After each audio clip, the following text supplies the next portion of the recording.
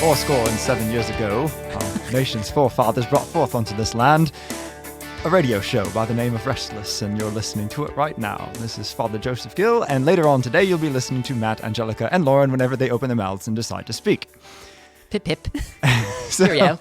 I guess you shouldn't have a British accent if you're doing the Gettysburg Address. So I thought you were British there. That's literally what I thought. I don't even know what that was. It's okay. I think it was somewhere out of Los Angeles, I believe. That accent.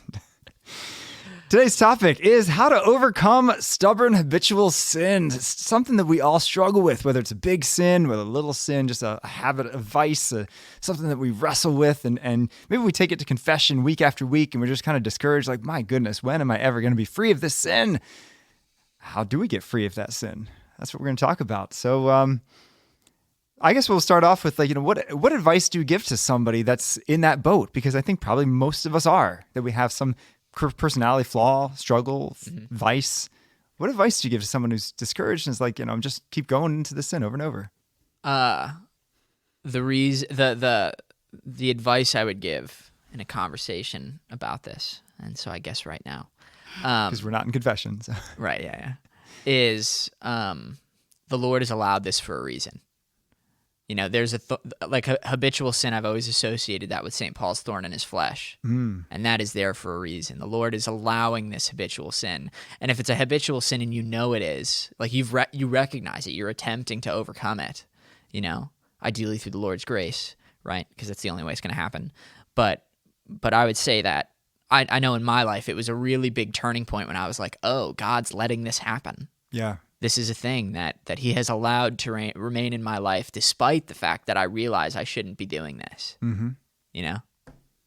Because I think with St. Paul, we can all say, I do what I don't want to do, and I don't do what I want to do. So the will might be like, I want God, but the flesh or our temperaments is just kind of like, not. I don't know. What would you say, Angelica? I almost like that. But I would add a little bit more to that. So please do, yeah. So I would also say, I would kind of just let them know that they do have a part in this, and that they're not struggling with this because it's the Lord's will and that's it. And that the Lord doesn't wants them to. That the Lord also wants them to stay there. That's not necessarily a thing. And I think sometimes when you are stuck in that cycle, it's really easy to get discouraged. And one of the ways that I find myself discouraged a lot of times is like, oh, the Lord wants me here. And that's a lie. There's a lot of truth in it. Right. But the way that it's said to me, if it's said like that, then I overthink. And then I'm like, I'm supposed to be here. So I'm just here. So just add. Yeah. It's right. That's a great clarification because it's a passive thing. You know what I mean? It's not like the Lord is actively willing for you to sin in this way. He's not asking you to sin. It's just that he's allowing certain situations, I suppose. I was talking with somebody that the other day, and they're saying, okay, well, God can turn your test into a testimony and your mess into a message. And I think, you look about some of the saints that struggled with sin a great deal. I love the story of St. Moses the Black. I don't know if anyone's familiar with him. I don't know. St. Moses the Black, what a great story. Yeah, so he was this gang leader in Ethiopia in the 400s, late 300s. He was like the most feared guy. He led this gang of 75 men around to, pillage and burn down villages and murder and rape and just do everything he could to terrorize, really, the whole countryside. And so finally the police force was onto him, and so he's like, I got to go hide out. And he figured the best place to hide out would be a monastery. And he'd also heard that they had lots of gold and jewels and chalices and things. So he's like, I'm going to steal those too. So he goes up and bangs on the door of the monastery, and the abbot opens the door and says, welcome, come in. And he was so taken aback by that. He's like, what in the world? I've never had this reaction before. Usually people are cowering in fear. And he had this peace and this joy, this abbot, and so Moses came in and just kind of, he's like, tell me more about your lifestyle. Like, what is it leading you to welcome me into this monastery? And so he and the abbot had a long conversation. And at the end, Moses came out and said, you guys are dismissed. I'm staying here. I'm going to become a monk like the rest of these guys. So he did become a monk, but he'd struggled a lot. He struggled with his temper. He struggled with lust. And that was his big wrestling. And to the point that after several years, he said, that's it. I'm leaving. I can't become holy like these other monks. and he struggled with that habitual sin, even though he was converted. But the wise monk, the wise abbot, took him up to the roof of the monastery, and just as the sun was beginning to crest over the horizon, and he says, look, the sky does not light up all at once, but only gradually. In the same way, the light of Christ will shine on you, but just gradually. So be patient with yourself. And he ended up becoming himself. He became ordained a priest and started his own monastery with 75 men, because he led 75 men into sin. Now he leads 75 men to heaven. Wow. But he wrestled a lot, and he almost left the monastery because of that habitual sin. Lauren, you've been inspiring. Conspicuously silent. Yeah, it's such a great testimony. I don't know. Maybe we're kind of weak if we're so willing to give up because we keep gossiping, or, like most of us aren't rummaging and pillaging and stealing and, doing all of these horrible things that used I to go haven't pillaged in like 3 or 4 years. Yeah, and that was your habitual sin. I pillaged a lot Yeah. back in the day. Yeah. Goodwill, Yeah, so I don't other know. places. Where else do you pillage? I don't know. I just think don't make things like a bigger deal than they need to be. It's like, yep, you're a sinner. You're going to choose sin, even though you don't want to. Like, we're all fallen, but that's okay. I think the part about how this process of converting to Christ and conforming your life to Christ is gradual. It's never going to happen overnight, even if you have this like miraculous, retreat or experience, or something where you get really hit hard, like, oh, I just want to follow Christ. It usually fades, right? That's kind of normal. You go back to your old ways, but there's always more opportunities for growth in the spiritual life, and it happens over time. So persevere, keep your eyes on Christ, That reminds me of a quote from St. Josemaria Escrivá, one of my favorites. He said, "Conversion's the matter of a moment, sanctification's the matter of a lifetime." Perfect. I thought that was a good quote. Yeah. Mm-hmm. Yeah. So, honest truth-telling time. What do you struggle with as a habit? You can be as honest as you want, or as not honest as you want. Just don't outright lie, because that might be what you struggle with. I don't know. Yeah. Lying. Something I've been trying to improve on is not venting about people to other people, because I didn't know that we shouldn't do that. Like, it's not gossip per se, right? Like, if it's something that happens at work that's really frustrating, or like I'm wronged by a coworker, of course I would want to tell someone, right? My family, or like whoever I live with, like, this was awful today, right? So I never knew that was a sin for like most of my life. And it's just a common thing to do, whether it's like kids at school or coaches that you've had growing up, like drama in a friend group, right? Like we like deal with things with people all the time. And so then you go to other people as like a release, and like, you can get advice. But we're not supposed to do that, right? We're not supposed to speak uncharitably about other people. So now I'm very conscious of it, and I'm aware in the moment, which I never was before. It just was like this natural response to like a hard day or a difficult situation. So I'm aware of it. And, I've been told like you can like talk to God about it, right? So like maybe in the car, just be like, this was so frustrating. Like, Yeah. because then it's just out there, and I'm like kind of getting that release. And you can talk to a spiritual friend if you're like genuinely asking for advice Okay. about it. But But it's just the needless talking that we do. yeah. And I think it's so common. Like, we're so easy to just fall into that kind of discussion. Yeah. Yeah, it's like a besetting sin. You don't even know it's a sin. Yeah. You just do it. Sure. I think that the whole concept of besetting, that's like a tangent. I'm not going to go down this road. Besetting? I don't Yeah, know it's not, I heard it in class once that it's like the besetting sin of the United States of America is lust. The whole of our culture doesn't even realize how bad what they're doing is. Yeah, they don't know it's wrong. You know what I mean? It's like we've totally lost our conscience on this topic. That's certainly true. Yeah. And so I couldn't define the word besetting for you. It's just the term that was, used. Yeah. That's interesting. Yeah. Could you define habitual sin? Can we start off that? Sin that you do over and over again? But like, and then also practicals, like practically speaking, what are some examples? It's just listing them off. Listing them off. I mean, certainly some of the most popular ones are, as you mentioned, sins of lust. Yeah. Some people with pornography or other lustful sins where it's wrong, you want to stop and you don't feel like you can. But other people have like a temper, maybe an anger problem, and it's basically a sin that you don't like set out to commit. And I think there's a good distinction in Catholic theology between a sin of weakness and a sin of malice. You're not maliciously doing it; it's just you're weak. and it kind of overcomes you so quickly you don't even realize that you're doing it or that you're led in that direction. Yeah. Like gossip is another common one. Saying God's name in vain. Oh, saying God's name in vain, yeah. That's Even gotta good be. Christians struggle with that. Yeah. I can personally say that my habitual sin is certainly lust. Yeah, I can definitely say that the habitual sin that I have struggled with the most in the past, I mean for years, since childhood, was lust related in unfortunately all forms. I bet most men would struggle with that, and many women too. Yeah. I mean, I can tell you that, like, I can tell you that the first times I was falling into sins of this kind, I didn't know they were sins. And for a really long time, it was so, like, St. Thomas talks about the virtue of habit, right? That you want to build virtuous habits.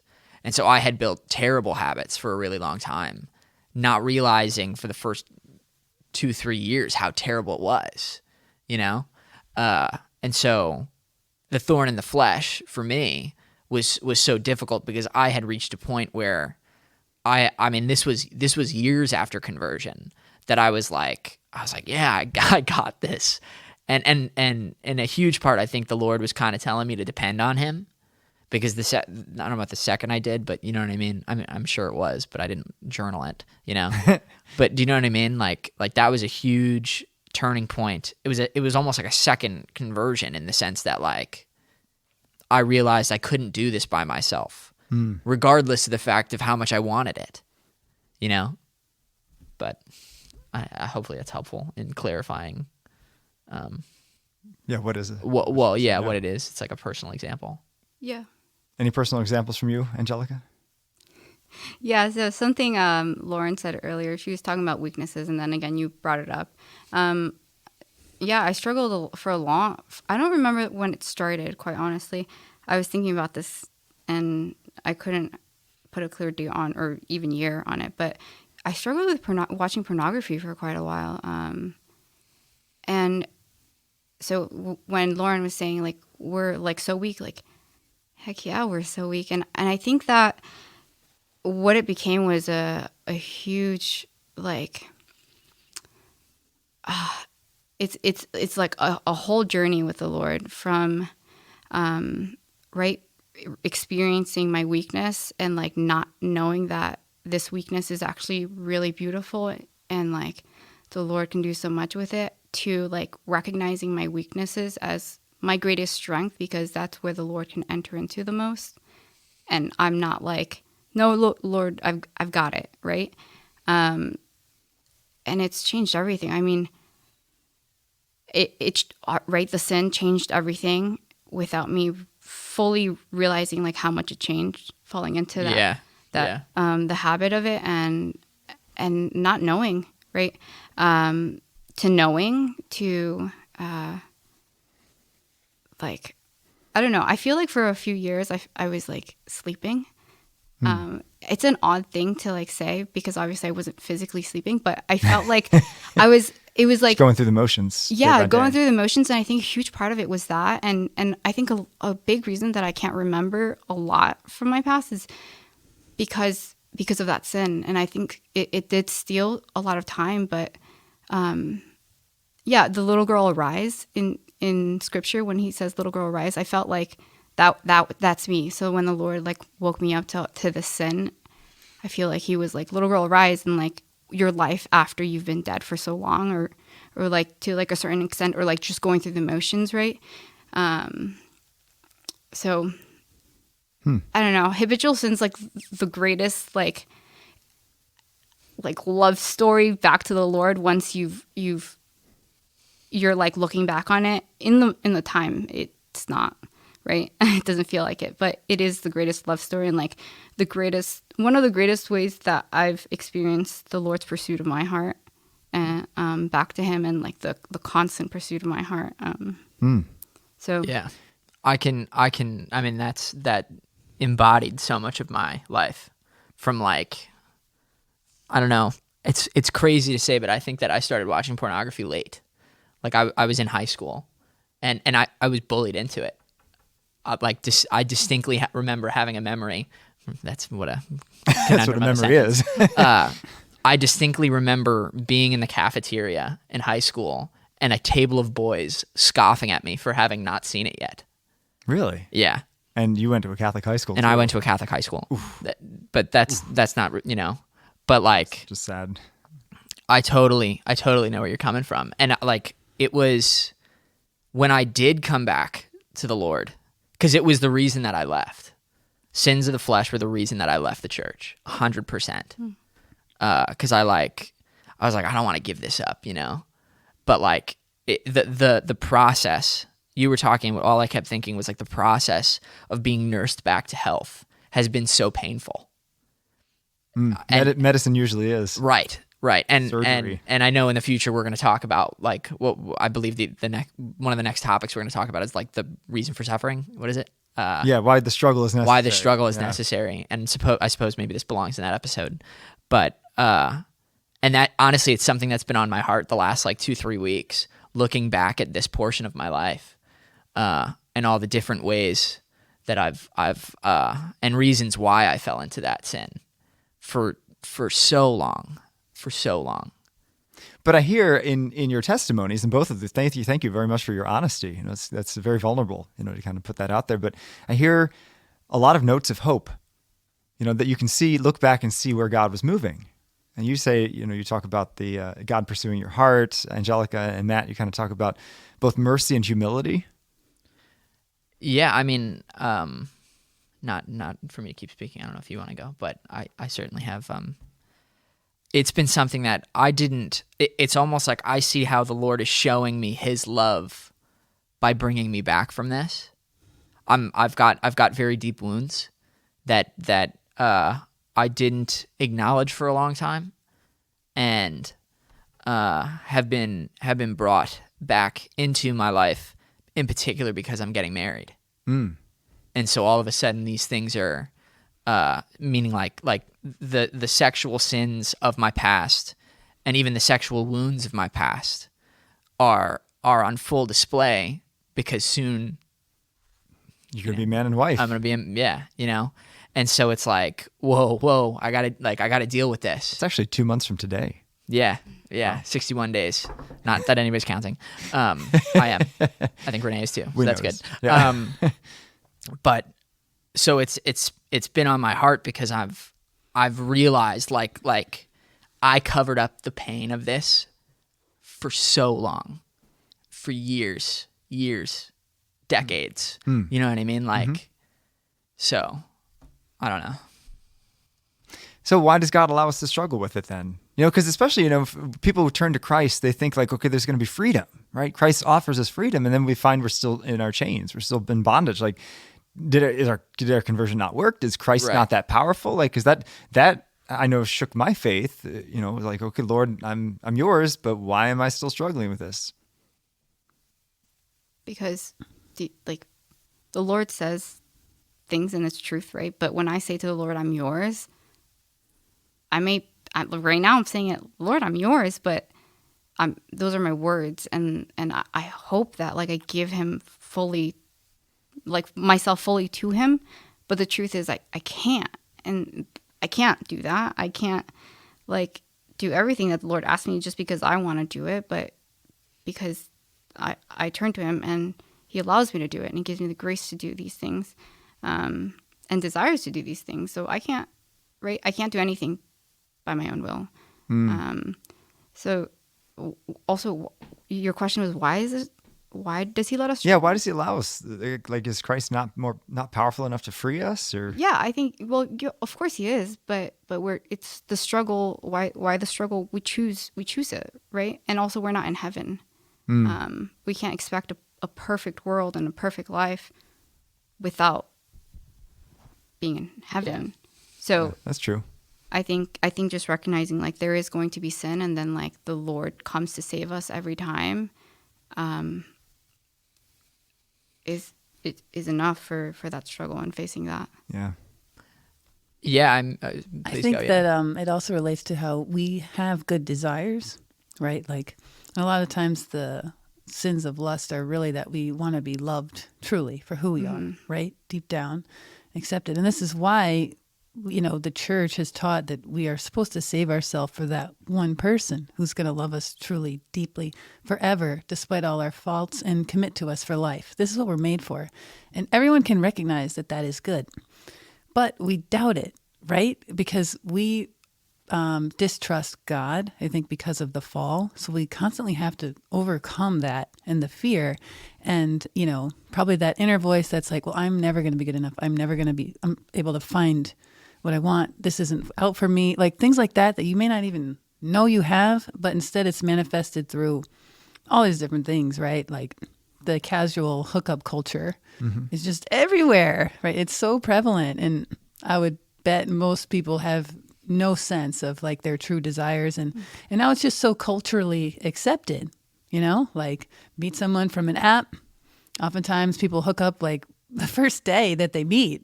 It's just such a loss of who we are, and like what we're made for. But I think you kind of hit the nail on the head and said that all sin, whether it's lust or whether it is gossip or any habitual sin, comes from the desire for happiness and desire for love, and we just pursue it in the wrong way. Yeah, and there's a psychological root, right, to everything that we do. So you can dive down deep. Is it like, do I not feel accepted by my friend group? Again, you may not know it. Or do I just like using people to make other people laugh? That's something that I do. Because I love to make people laugh. But if I'm doing it at other people's expense, I shouldn't be doing it. And then it's really hard because it's unless it's Matt. Those are fun conversations.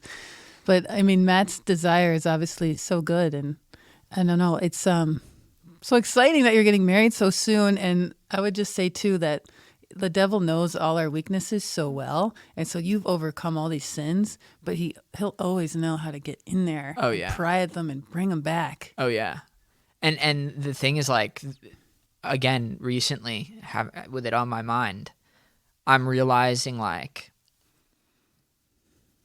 the sins and the wounds change the way that I see myself. It changes the way I see Renee. And it ultimately changed the way I see God. Like in easily the biggest way. You know what I mean? So I have realized, thinking back on like, well, why was this habitual sin a part of my life? It's almost like, yes, the free will thing for sure. Like I really do believe that. But, and I'm sorry, I'm having a hard time articulating it. It's like, it's almost like it was just the repercussion of my wound, and the wound is a sign that something is amiss with my image of God.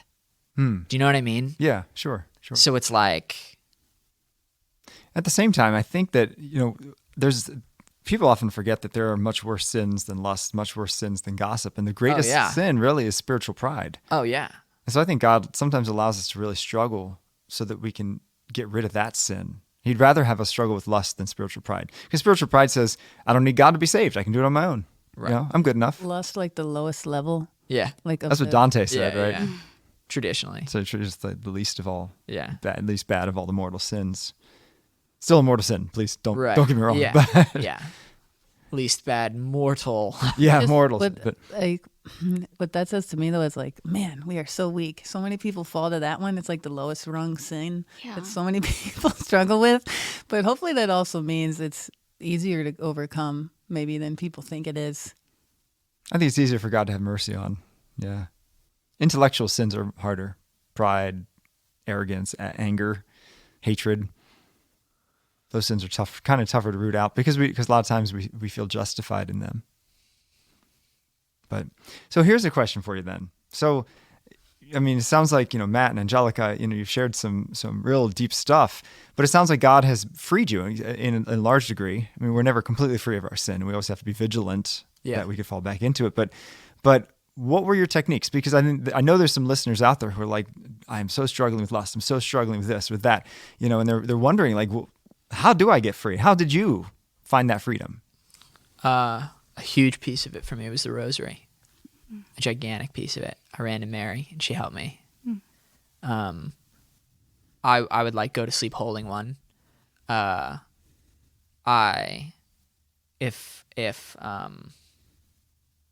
If I was staying in one place and I knew Renee was staying over, I would put a rosary on the door. So I like wouldn't like just get up in the middle of the night. You know?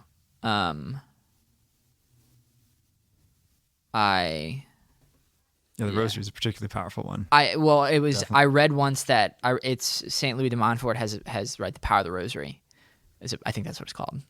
It's a book. Sounds about right. Yeah. I mean, he's got so many of them, but I'm sure that's one of them. And they're all good. And in this book, he talks about the power of just holding it. It's like holding Our Lady's hand. Right, yeah. And so I kind of viewed it as a shield, you know? It was like I would just hold it, even if I could, because I couldn't fall asleep while saying it. I know that's weird because most people, like, that's like a thing, right? It's like, oh, I can't say the rosary at night because I'll fall asleep while saying it. Like, people do that. Right, yeah. I know people that say the rosary to go to sleep. Yep. And I like... Which all of our listeners, please know, your guardian angel does not finish your rosary for you, okay? That is not a thing. Right. It's a cop-out. I've you know. definitely thought that. So I do it on the way to work, and then sometimes I don't finish it. And I'm like, I can finish it later. I'm like, it's good. Guardian angel, you take over. Right. No, you have a 40-minute drive. I know, but You I do your listen to rosary. the gospel first. Oh, okay. Oh, that's fair. Okay? That's fair. Look at me. No, I'm... There's that spiritual pride we're talking about. I know. That's Oh, so gosh. funny. What about you, Angelica? To combat it, Yeah, how'd you find the freedom? confession. I started going to confession every Saturday Amen. afternoon or evening or something, and there was adoration going on at about the same time. And so I was going to confession to like get rid of the sin, right? So I can go to mass the next day and receive communion. Horrible, but also really good because, you know, little steps, baby steps, right? Exactly. Yeah. And I didn't realize, like, at that same time, the Lord was like, hey, I'm actually like right here, right? He was present right on that altar. And I was passing him every time to go to confession because I had to go over or pass him. And then I was going weekly, and this wonderful priest, the same priest. So I was always confessing the same priest, and he, I don't know, that day maybe he was a little frustrated. Or he was just like, "Come on, girl," and he was like, "Well, do you want to stop?" And I'm like thinking to myself, like, "Yeah."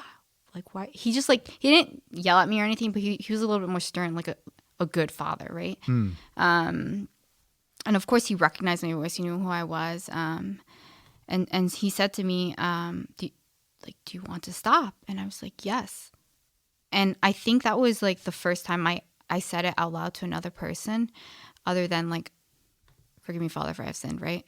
And then he gave me, he left. He was like, wait right here. So I was in the church and waiting for this priest to come back, and he came back with the chaplet of St. Michael. So and so I started praying it every single day, and I didn't realize, right, Our Lady she's so sweet, and like she's like in everything, but I feel like a lot of times we don't recognize it. So it wasn't until recently that I was like, the title of like Queen of Angels or something like that is Our Lady. So I felt very consoled by just the fact that the Lord has all these different angel types protecting us, and like what they do, and so you would pray the chaplet and then ask for their help and for a specific thing. So I think routine, right? So praying the rosary, whatever it is that the Lord's putting in front of you, and he's like, hey, just like baby steps, let's do this and continue to do this every day, to kind of write. It was the 75 men that Black Moses, you said? Moses the Black, yeah. Moses the Black, sorry. Brought into sin, like he brought into heaven. So 75 men into heaven. And I think likewise, it's kind of like, all right, if I was doing this thing every single day, watching this thing every single day, now I'm just going to start replacing it with doing this other thing every day that actually will help me like see clearly. Yeah. I would add one thing as a priest hearing confessions. You know, I do hear a lot of people that have pretty consistent habitual sins. And I would say you sometimes also have to make very practical changes in your life. You know, if people are struggling with porn, put a filter on your computer. Put a filter on your smartphone. Get rid of your smartphone if you can. You know, I mean, there's really, like, Jesus was pretty clear. You know, like, if your hand causes you to sin, cut it off. I'm not talking about like amputation. I'm talking about like be radical and getting rid of the things. Whether it's maybe a friendship that you always get drunk every time you go over to the house. No, okay, get rid of that friendship. You know, I mean, is your soul worth it? It is. Yeah. And it's worth losing everything to possess that one great prize of Christ. And so along with the prayer, there has to be, you know, I think it was Matthew Kelly who said, our lives change when our habits change. Yeah. You know, so we have to find, you know, if you always, I don't know, gossip to the same person, stop hanging out with that person. I had a priest tell me once that he had this whole series with the men's group he was leading of like military strategies for certain sins, and for lust it was outflank. So like is that the right term? Maybe it's not. I have no idea. Maybe I don't know. Maybe it's just flank. I don't know. But it's basically like you go around it. Yeah, was my understanding. You don't fight with lust. You don't even, because it's like it's such a passionate, you know. As Shakespeare said, the strongest oaths are as straw compared to the fire in the blood. Yeah, that. It is indeed. But don't give up. So we're wrapping up because we ran out of time, but here's the deal. If you do struggle with habitual sin, which all of us do, whether it's a big sin, a mortal sin, or whether it's a kind of a smaller venial sin, nevertheless, don't give up. Turn to our Lord, turn to Our Lady in times of temptation and in regular times, because the only thing stronger than our sin is love. When we love God more than we love our sin, we will be free of our sin. Persevere. God is trying to teach you something through it, especially the gift of humility, recognizing that we can't do anything without Him, and make whatever changes you need to make to keep your life on the straight and narrow, because it's worth it. And Christ did promise freedom, not immediately, but through a lot of sometimes hard effort and cooperation on our part, His grace will win. You can find us on Veritas Catholic Network, which is 1350 AM. It's also on FM as well. Tune in next time to Restless.